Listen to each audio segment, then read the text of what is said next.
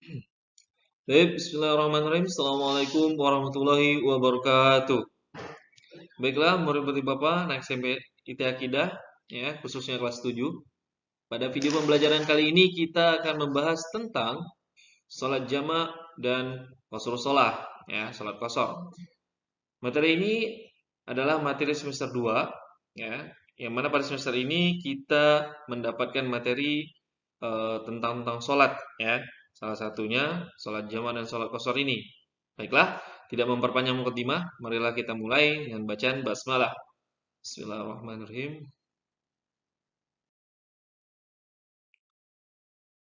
Langsung saja ke pengertiannya, ya. Sholat jamak bermaksud mengumpulkan dua sholat dalam satu waktu. Ya, jadi sholat jamak itu adalah sholat yang mengumpulkan dua sholat dalam satu waktu.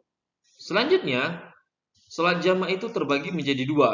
Yang pertama, jamak takdim, ya, yang mana sholat ini dilakukan atau menjamak sholat, ya, menyatukan sholat di dalam waktu sholat yang pertama, ya. Misalnya sholat zuhur dan asar dijamaknya berarti di waktu zuhur.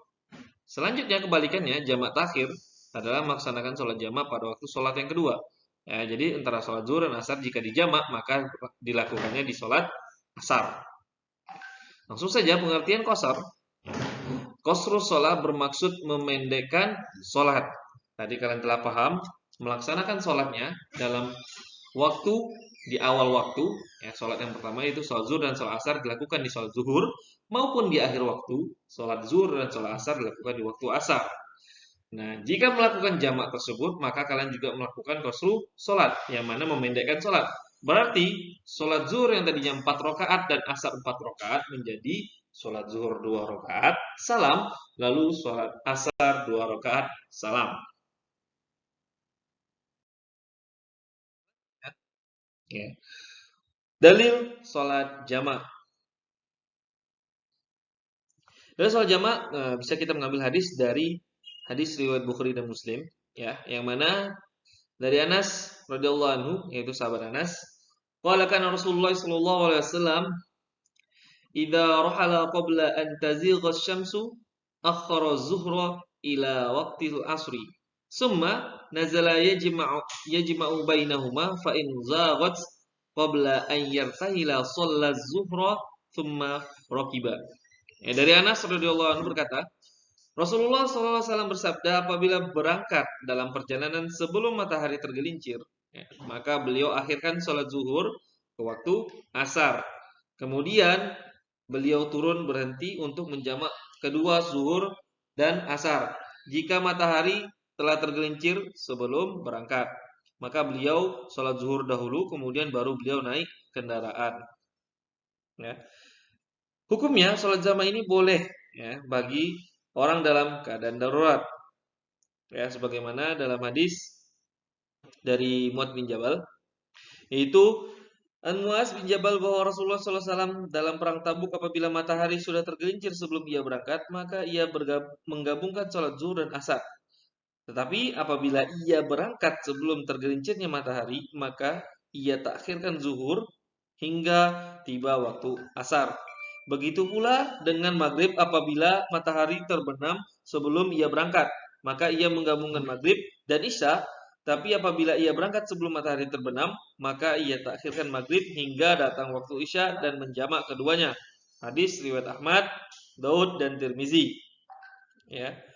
Maka dengan adanya sholat jamaah ini membuktikan bahwa Allah Subhanahu wa taala tidak akan membebani hambanya dengan ketentuan yang menyulitkan, akan tetapi memberikan ketentuan-ketentuan yang bersifat fleksibel, ya, yang mana fleksibel itu tidak monoton ataupun tidak kaku, ya, sehingga tidak ada alasan untuk kita tidak melaksanakan sholat.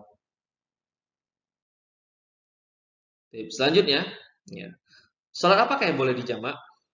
Ya, dan penyebabnya. Ya. Sholat jamak, sholat yang boleh dijamak adalah, ya, sholat zuhur dan sholat asar, sholat maghrib dan sholat isya. Ya. Penyebabnya, ya, penyebab engkau sholat menjamak dan mengqasar sholat ini adalah, ya, yang pertama kalian dalam keadaan safar. Nah, safar kemana Pak? Ya, bukan dari rumah kalian ke ke mall ataupun dari rumah kalian ke Lipo. Nah, itu tidak perlu menjamak sholat, ya. Melakukan perjalanan sekitar 3 farsakh atau 80,64 km ataupun sekitar 81 km, ya. Perjalanannya pun bukan perjalanan untuk maksiat. Ya, maksudnya maksiat apa? Mencuri, merampok dan lain-lain. Akan tetapi perjalanan tersebut sesuai dengan ajaran Islam. Misalnya, perjalanan kalian dalam safar ini adalah untuk silaturahmi ke keluarga yang jauh. Nah, ini tidak mengapa mengqashar sholat dan menjamak sholat. Namun di zaman yang sekarang ini, ya, di jalan-jalan tol sudah disediakan tempat persinggahan untuk melakukan sholat. Maka tidak mengapa kalau mengambil sunnahnya untuk mengqashar sholat, ya, tidak mengapa. Ataupun kalian melakukan sholat dengan sesuai waktunya juga tidak mengapa karena kemudahan teknologi pada zaman ini. Ya, selanjutnya, adakah syaratnya? Syarat-syarat untuk kalian menjamak atau mengqashar sholat ini, ya, sebagian ulama menyatakan sahnya jamak takdim dengan 3 syarat. Ya, pertama, memulai dengan sholat yang pertama, zuhur atau maghrib, ya, tidak sebaliknya. Ya, niat menjamak pada waktu sholat yang pertama, berturut-turut antara sholat pertama dan sholat kedua, tidak ada tenggang waktu yang lama antara sholat pertama dan kedua, sebab keduanya seolah-olah satu sholat. Ya, jadi itu syaratnya ya di jamak ini ya, baik itu jamak dan qashar sholat tadi. Selanjutnya, sholat yang boleh dikosor. Ya, tadi sudah dijelaskan juga, ya sama ya. Antara sholat zuhur, asar, sholat maghrib, dan sholat isya. Syaratnya juga sama, ya. Mulai dengan sholat yang pertama, niat jama' dan berturut-turut di antara sholat.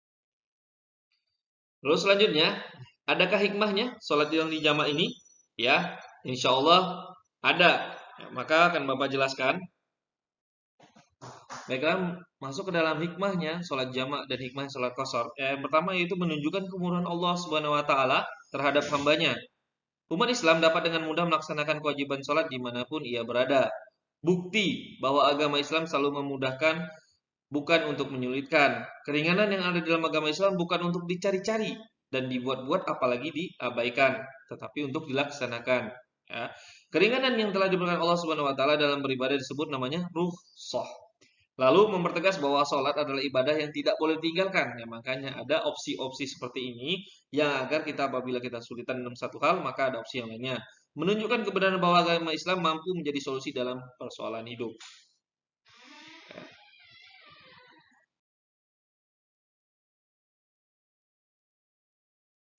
Terakhir, Bapak mengucapkan syukron wa jazakumullah buat kalian semua. Ya, semoga kalian bisa mencatat materi ini, bagian-bagian yang pentingnya, sehingga ketika murojaah kalian bisa mengulas materi sendiri. Ya, baik. Assalamualaikum warahmatullahi wabarakatuh.